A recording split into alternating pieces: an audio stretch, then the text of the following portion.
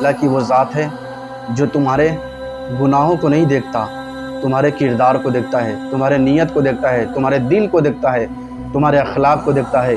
اگر تمہارے دل اچھے ہیں، تمہارے نیت اچھے ہیں، تمہارے کردار اچھے ہیں، تمہارے اخلاق اچھے ہیں، تو اللہ تعالیٰ تمہارے پہاڑ جیسے گناہوں کو بھی معاف کرنے کو تیار ہے۔ شرط ہے کہ تمہارے نیت اچھی ہونی چاہیے، تمہارے کردار، تمہارے اخلاق اچھے ہونے چاہیے، تمہارے دل اچھے ہونے چاہیے۔ اگر تمہارے دل اچھے ہیں، تمہارے کردار اچھے ہیں، تمہارے نیت اچھے ہیں، تو اللہ تعالیٰ تمہارے پہاڑ جیسے گناہوں کو بھی معاف کرنے کو تیار ہے۔ حضرت موسیٰ علیہ السلام کے زمانے میں ایک شخص تھا جنہوں نے 99 لوگوں کا قتل کیا تھا۔ اس نے 99 لوگوں کا قاتل تھا۔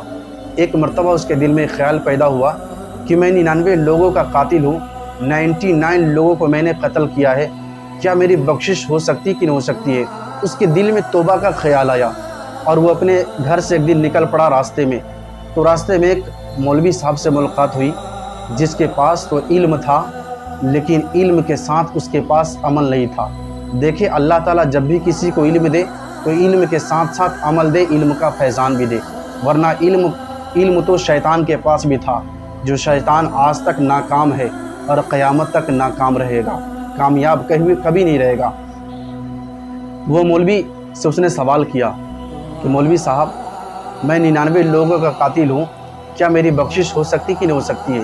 اس نے کہا، اے بے وقوف، تو 99 آدمی کا قاتل ہے، 99 آدمی کو تو نے قتل کیا ہے، اب بھی تمہیں امید ہے کہ میری بخشش ہو جائے گی؟ تیری بخشش نہیں ہو سکتی ہے۔ جب اس مولوی صاحب کی زبان سے اس نے یہ باتیں سنی تو سننے کے بعد اس نے سوچا کہ جب میری بخشش نہیں ہو سکتی ہے تو یہ گنتی ادھوری کیوں؟ 99 ہے، اس کو میں پورا کر دیتا ہوں۔ اس نے میان سے تلوار کو نکالا اور اس مولوی صاحب کی گردن کو قلم کر دیا۔ اب گنتی ادھورے تھے، پورے 100 ہو گئے، اب وہ 100 آدمی کا قاتل ہو گیا۔ پھر وہ اپنے گھر چلا گیا۔ کچھ دن کے بعد اس کے دل میں پھر خیال آیا کہ میں 100 آدمی کا قاتل ہوں، توبہ کا پھر خیال آیا۔ اس نے پھر گھر سے نکل پڑا۔ راستے میں پھر مولوی صاحب سے ملاقات ہوئی جس کے پاس علم بھی تھا اور علم کے ساتھ ساتھ عمل بھی تھا۔ اس نے کہا، مولوی صاحب، میں 100 آدمی کا قاتل ہوں، کیا میری بخشش کی کوئی امید ہے؟ اس نے کہا کہ ہاں، تیری بخشش ہو جائے گی۔ اللہ کی وہ ذات ہے جو ذات کبھی کسی انسانوں کو گناہوں کو نہیں، اس کے دلوں کو دیکھا کرتا ہے، اس کی نیتوں کو دیکھا کرتا ہے۔ ایک کام کرو، یہاں سے کچھ دور پر ایک اللہ کے ولی کا مزار شریف ہے، ایک اللہ کے ولی کا آستانہ ہے، وہاں پر چلے جاؤ، شاید تیری بخشش ہو جائے گی۔ اتنا سن کر کے وہ قاتل شخص چند قدم ہی بڑھایا تھا کہ چند قدم بڑھانے کے بعد اس کا انتقال ہو گیا، فوت ہو گیا، وہ مر گیا، اس کی روح قبض ہو گئی، وہ انسان مر کر زمین پر گر گیا۔